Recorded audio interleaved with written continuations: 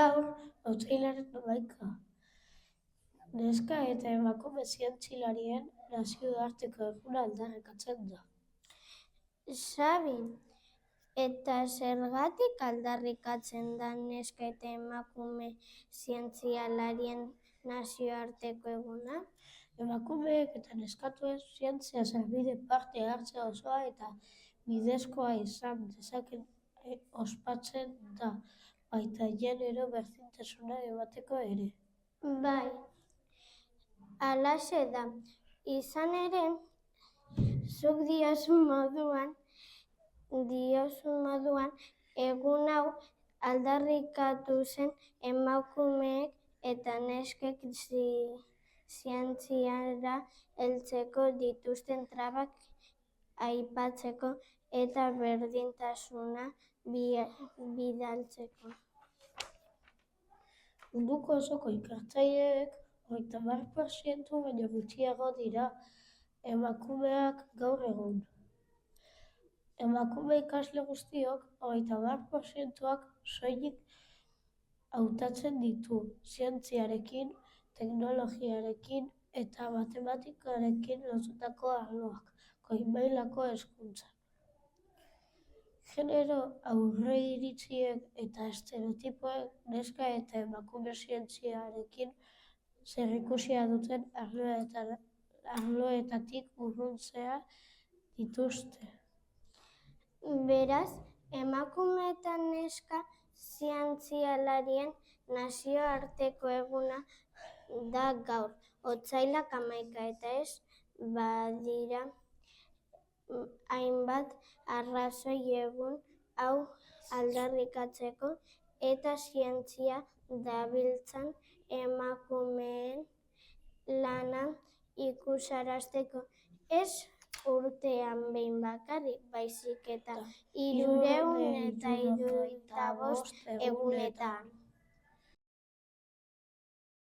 Euskal Emakume Zientzialaria. Maria Goiri. Amaia Zipritia. Maribel Arriortua. Luz Alduegi. Felisa Martin Brabe.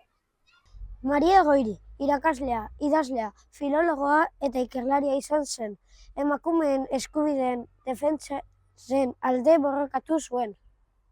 Felisa Martin Brabe, estatuko lehen meteorologo eta doktore fisikoa zen. Felisa Martin Brabe, donostiarra. Maribel Arriortua, Barakaldo kimikako zientziako doktorea da. Euskal Herriko Unibertsitateako ikerketa zerbitzuko zuzendaria da. Luz Alduegi, animalien bibliografiako institutuan lan egin zuen eta nekazaritzako kontseilu nagusiko presidentea izan zen. Amaia Zipritia. Euskal bioingeniari eta ikerlaria da. Gaur egun Ikerbasque ikertzaile elkartean ikerlari gisa lan egiten du.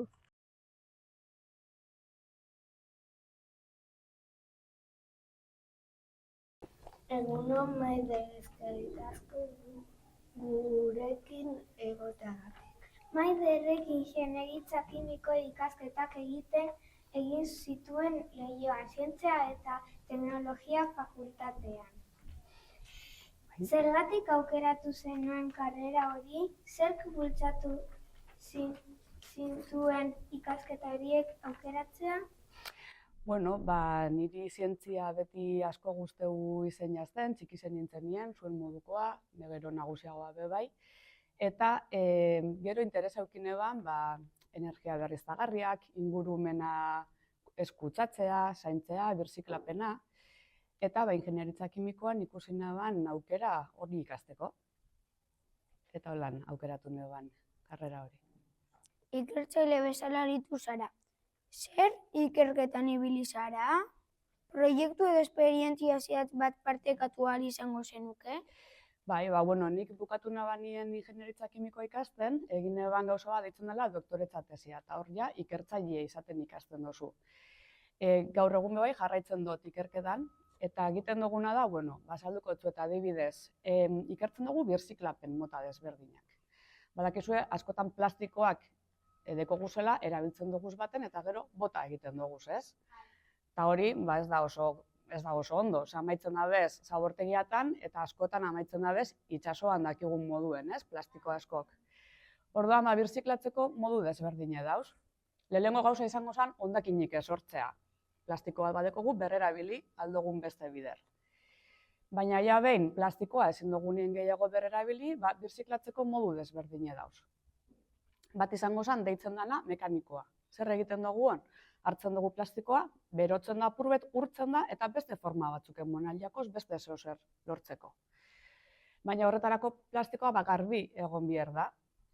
Ezin dago nahasteta, beste hondakin batzukin, horregaitik da garrantzitsue bai ondo bereiztie. Plastikoak alde batetik, hondakinak eta beste gauzak beste alde batetik. Baina nahasteta dauzenien beste birziklapen gauza batzuk prozesu batzuk egin behar dire. Eta hori batzuk dire birziklapen kimikoak. Nik ingenieritza kimikoek esan nabalez, birziklapen kimikoak. Eta horrek nahi duguna egin da, plastiko horrek lehengo moduetan ezin direna birziklatu, ikusi zelanako gendu zen birziklatu. Eta hori da ikertzen dugun gauzatariko bat. Gaur egun irakaslea zara, non egiten duzu lan eta zein da zure funtzioa? Gustuko duzu ikasleekin lan egitea? Bai, gaur egun hasi irakaslea, nik ikasi neban lekuen, Zientzia eta Teknologia Fakultatean, Leioan, Ingenieritza Kimikoan eta Bioteknologian bai. Irakasleok unibertsitatean gara, irakasleak eta ikertzaileak orduan jarraitzen dut, lehengo birziklapen ikerketa hori egiten. Eta gustuko dut, bai, asko gustetan jazte irakasle izetie. Nire ikasleek ja nagusiagoak dire, 20 urte dekiez, orduan, eurek ja amaitzen da bienien karrera joango dire lanera. Eta orduan, ingenieritza kimikoa ezagutziez aparte edo erakustiez aparte, berba egiten dugu gauza askori buruz, zer lan gure da benein, zer ez, eta apur bat laguntzen dugu bai gauza horretan. Eta orduan oso gustora nau irakasle moduen euren irakasle izeten. Zure ikasle asko neska edo mutilak dira? Hasieran gehiago ziren mutilak, baina gaur egun erdi-tardi. Erdiak neskak eta erdiak mutilak, itxi gora bera, ingenieritza kimikoan. Baina beste ingenieritza batzuetan, beste zientzia batzuetan, asko dire, gehiengoa izaten dire mutilak. Neskak gitxi hau izaten dire. Baina nirien gutxi gora bera erdi-tardi dire. Ingenieritza kimikoan zein da emakumeen presentzia, zer egin dezakezu emakumeen presentzia hori handitzeko? Esan dute moduen ikasketetan dauzenien erdi-tardi, erdia neskak, erdia mutilak. Zer pasetan da, gero lanera joaten garenien, eta lanean gero eta ardura gehiago hartzen goazenien, neska kopure gitxiagotzen doa. Horretarako zer, eta hau nahiko ohikoa da ez da bakarrik ingenieritza kimikoan, zientziatan asko gertatzen den zeo zer da. Zer aldo guen hori hobetzeko? Lehengo ezagutzie, neskak ikasten zauzienak, hemen edo institutoan ezagutzie, zelan gauzen emakumeak zientzialaria garenak eta zuek bebai nahi badozue zientzialariak izan alzariela. Zuen artien bebai eukitze lagun batzuk edo zientziak interesatzen baiatzu esan, zuen artien hori partekatzie bebai. Eta gero aukera berdintasun eukitze. Guztiok aukera berdinek eukitzea nahi dugun lana egin alizeteko, hori izango zen. Baina ezagutzie da gauza garrantzitsuenetariko bat. Bueno, eskerrik asko gurekin egoteagatik. Eskerrik asko zueri, gonbidatzeagatik. Espero dugu astiro bada ere emakumearen presentzia zientzia arloan handitzen joatea. Bai, nipe bai. Espero dut zuetako batzuk etorkizunean zientzia arloan lanien ikustia. Bakoitzari gustetan jakona.